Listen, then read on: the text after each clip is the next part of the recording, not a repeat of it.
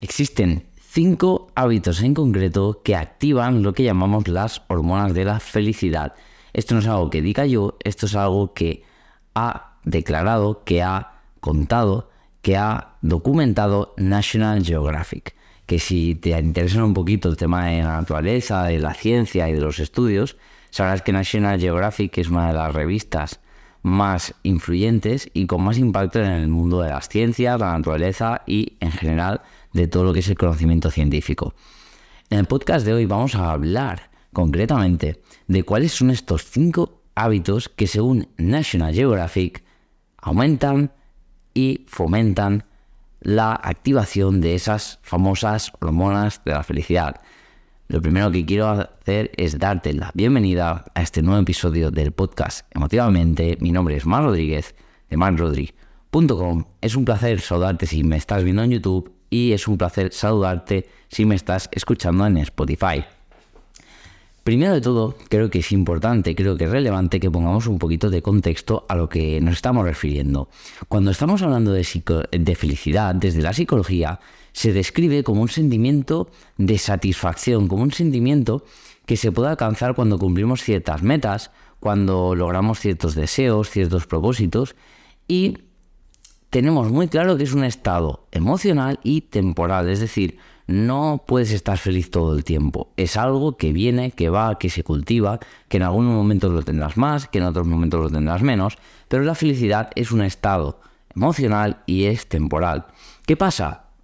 Que a través de los diferentes estudios y a lo largo de los años, ¿no? de acumular esos estudios, de acumular esa evidencia científica, la ciencia se centró en responder una pregunta. La ciencia se centró en entender cuáles son las bases de esa felicidad y qué tenemos que hacer los seres humanos para poder obtenerla, qué es lo que tengo que hacer yo como individuo para conseguir, para lograr esa felicidad que todos queremos y que todos ansiamos. ¿Qué pasa? Que durante muchísimos años no se han encontrado respuestas concretas a esta pregunta y se comprobó en cierta manera que en el fondo también es descubrir cosas, que no existe una única manera para poder encontrar la felicidad, que muchas veces el encontrar esa felicidad, el encontrar ese estado de propósito, de satisfacción, de deseo, depende más de la persona que busca que de la propia búsqueda en sí. Es decir, que la felicidad a menudo es algo que es mucho más dependiente de la persona de lo que creemos. ¿Eso qué quiere decir? Eso quiere decir que lo que a mí me hace feliz, quizás a ti no te haga feliz, que lo que a mí me hace sentir satisfecho de mi vida no significa que tenga que ser lo que a ti te hace estar satisfecho. Y este es un punto muy importante. ¿Por qué? Porque estamos acostumbrados, y más a día de hoy, que vemos una felicidad impostada, vemos una felicidad efímera, vemos las redes sociales, vemos los medios de comunicación y creemos que la felicidad es ese éxito vacío que a menudo vemos en los demás, que la felicidad es tener más, es consumir más, es lograr más, es ser el más guay, el más divertido, el que más dinero tiene, el que más dinero se gasta, el que mejores viajes hace. ¿Cuál es el problema de esto?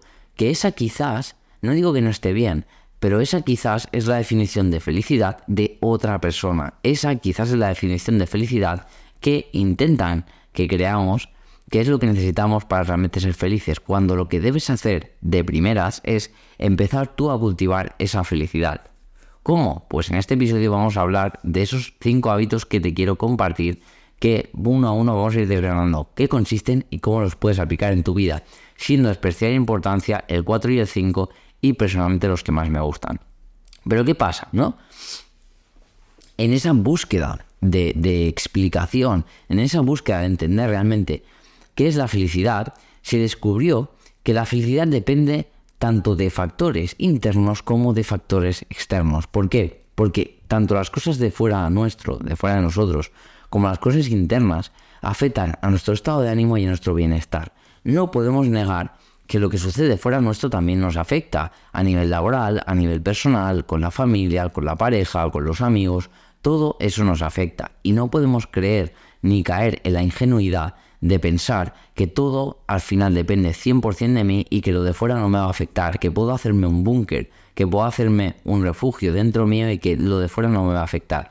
Somos seres sociales y nuestro entorno tiene un efecto directo y muy potente sobre nuestro bienestar y sobre nuestro estado de ánimo.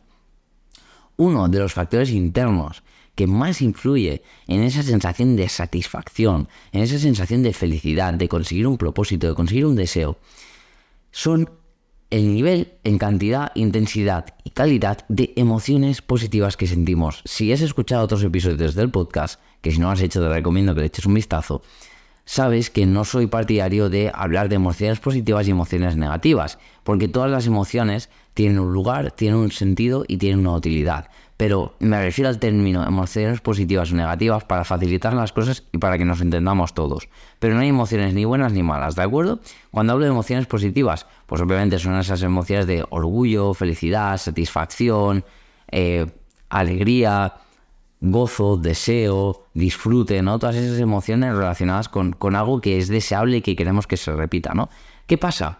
Que cuando tú experimentas esas emociones positivas, se producen diferentes hormonas en nuestro cuerpo, entre las cuales te sonarán, por ejemplo, nombres tan conocidos como la famosa serotonina, la hormona de la felicidad, dopamina, la hormona de la recompensa, y endorfinas, la hormona de la relajación, del bienestar, de la calma.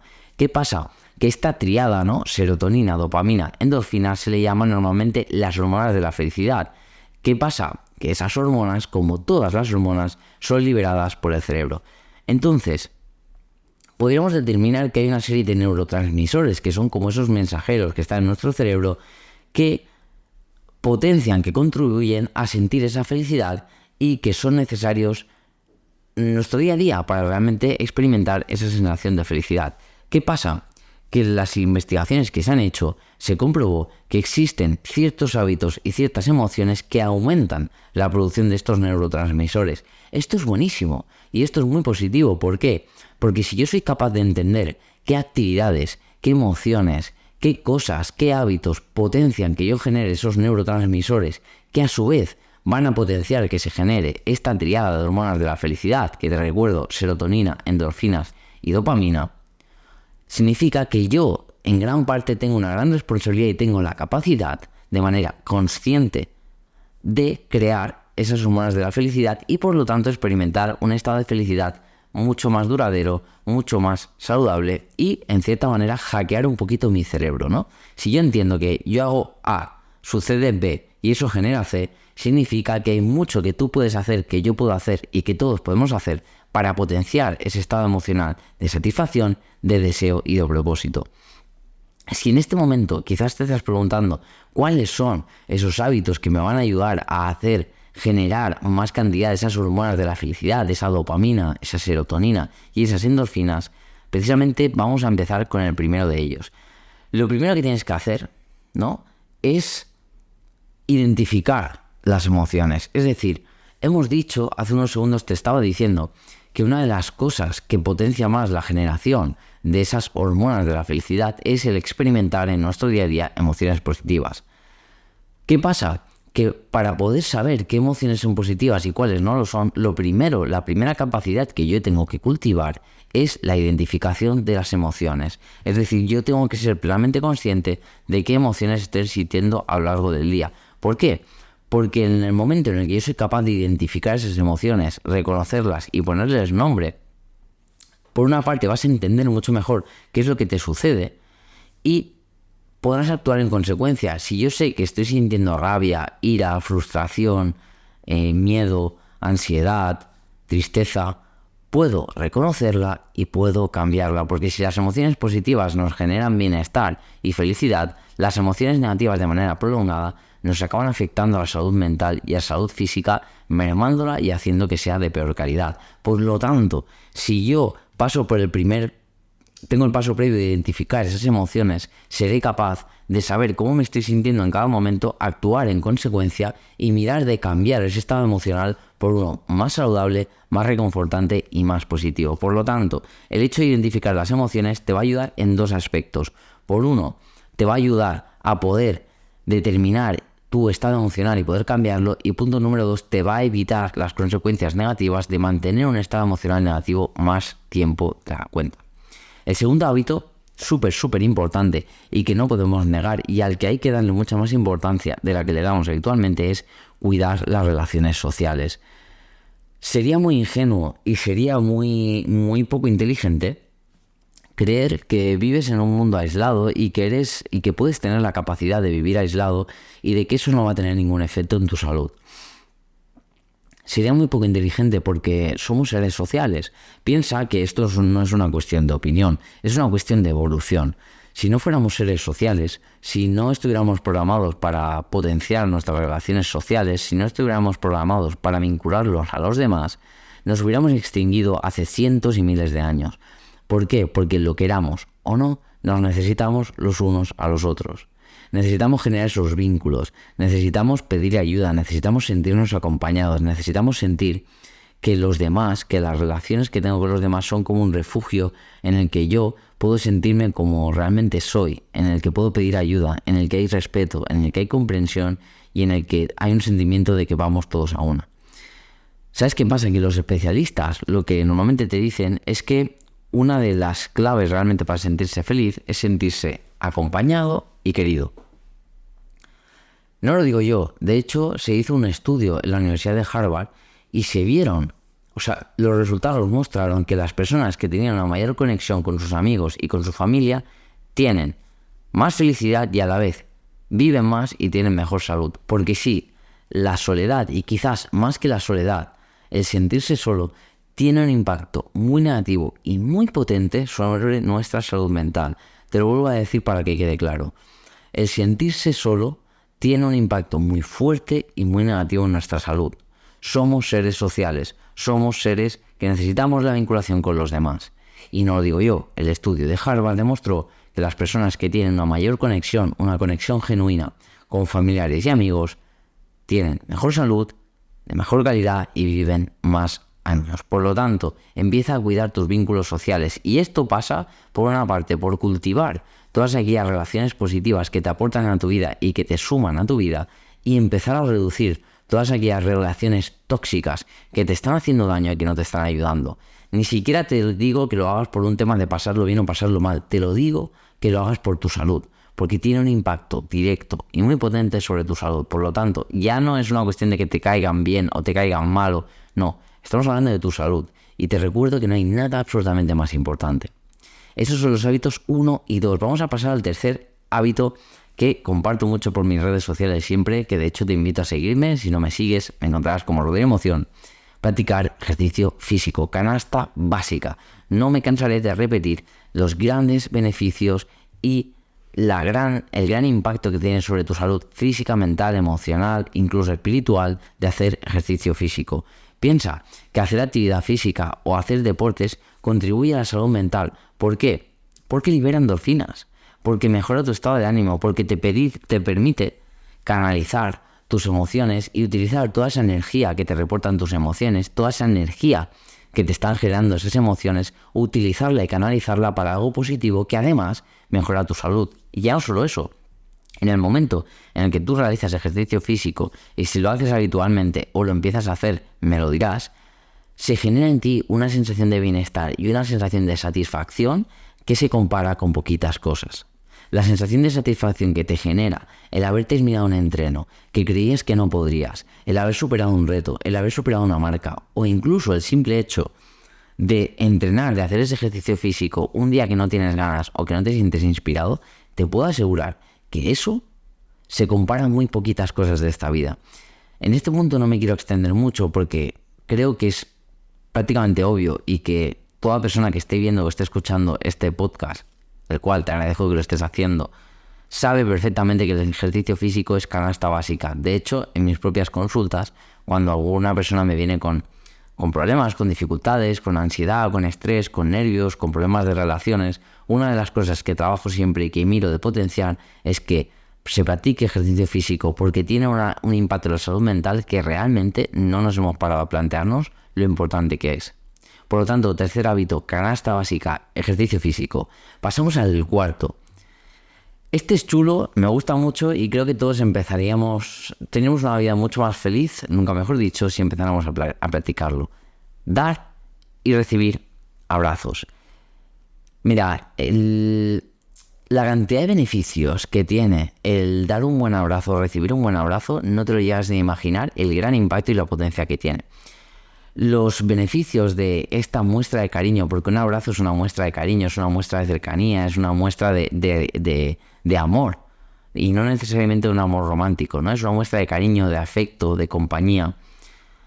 No te lo digo yo, lo dice la bioquímica de tu propio cuerpo. Se ha visto que cuando tú realices un abrazo y que sea por lo menos de 7-8 segundos, se generan sensaciones de satisfacción muy parecidas a la calidez que puede generar, por ejemplo, el estar frente a un fuego o el estar rodeado de amigos.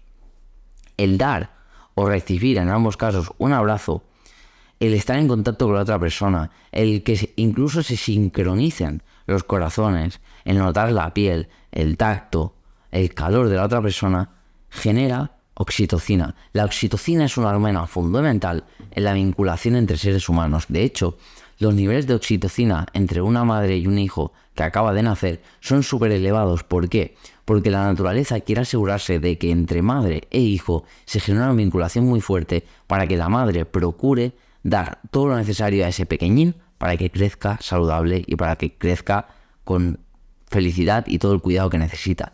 Tú observas los niveles de oxitocina tanto en un bebé como en la madre y son súper elevados. ¿Por qué? Porque el cuerpo y la naturaleza se quieren asegurar de que se produce un vínculo muy fuerte entre ellos, en el cual la madre cuida del bebé y el bebé reporta a la madre siempre que necesite algo.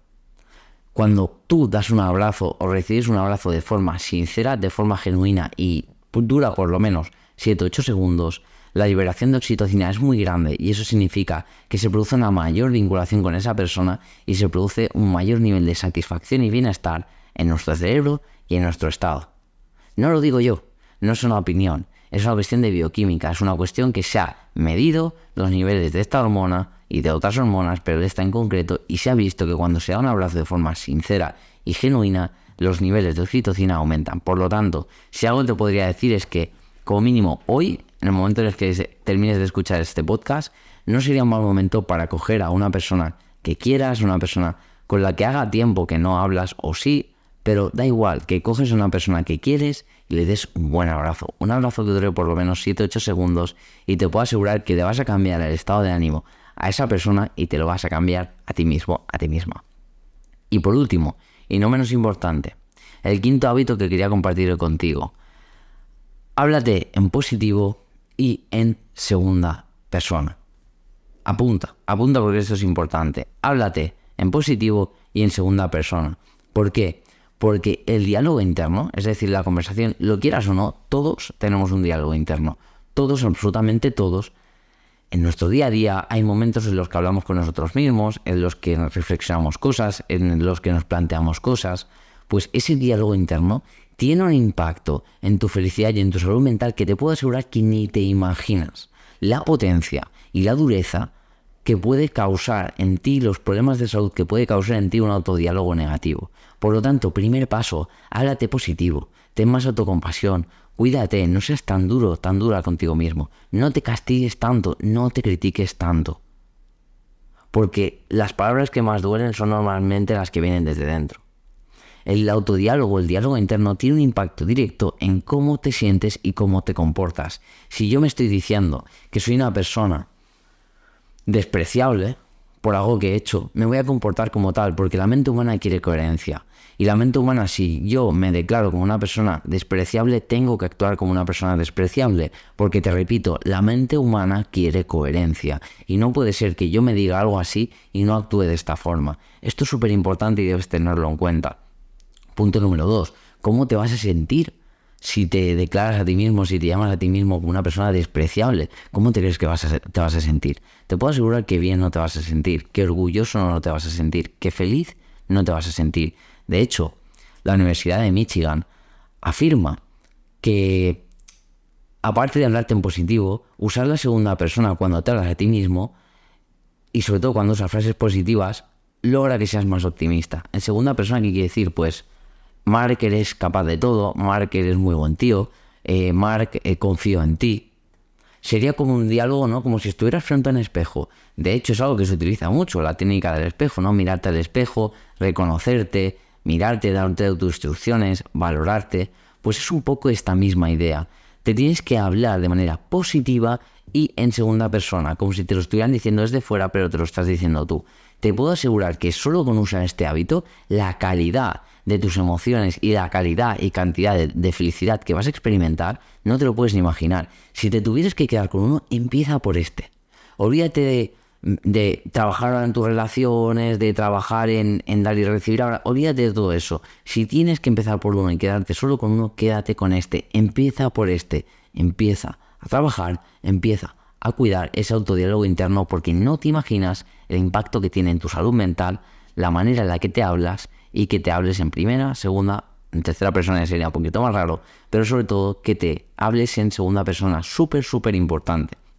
A modo de resumen, entendemos que la felicidad es una sensación de satisfacción, de plenitud, de deseo, de propósito. Entendemos que existen las 3 hormonas que son la tríada de hormonas de la felicidad, que diríamos, ¿no? Serotonina, dopamina y endorfinas. Y por otra parte sabemos que esas hormonas se generan en el cerebro a través de unos neurotransmisores y que nosotros, con nuestros comportamientos y nuestras actitudes, somos capaces de potenciar la generación de esos neurotransmisores. ¿Esto qué quiere decir? Que podemos llevar a cabo ciertos hábitos, ciertos comportamientos, ciertas conductas que nos ayudarán a potenciar la generación de esas hormonas de la felicidad. ¿De cuáles hemos hablado en concreto? Pues hemos hablado de, por una parte, identificar tus emociones para aumentar las emociones positivas y reducir las negativas. Por otra parte, hemos hablado de cuidar las relaciones sociales, súper fundamental, y cultivar esas personas vitaminas que nos diría Marian Rojas Estapé, súper importante. Tercero, canasta básica, practicar ejercicio físico, totalmente fundamental para la salud física, mental, emocional y todas las saludes que te puedas imaginar. Cuarto, dar y recibir abrazos, pero como mínimo de 7-8 segundos, por la generación de esa oxitocina y esa vinculación y ese contacto con otra persona. Y quinto, y más importante bajo mi punto de vista, y el que deberías empezar a aplicar hoy mismo, cuidar el autodiálogo interno y tener un autodiálogo interno más positivo, más compasivo y más satisfactorio para ti. Por mi parte, solo puedo estar agradecido contigo, darte las gracias por haber estado durante este ratito conmigo, por haberme acompañado en este episodio del podcast, que si te ha gustado, te agradecería que dejes tu like y tu comentario si estás en YouTube, que te suscribas para no perderte ningún episodio, que si estás en Spotify y te ha gustado, lo compartas con alguien, ahora no, si por ejemplo estás conduciendo, pero que lo compartas con alguien que sientas que le pueda venir bien escuchar estas palabras. Y por mi parte, dejando por aquí, desearte que tengas un día maravilloso y nos escuchamos y nos vemos muy prontito. Te mando un fuerte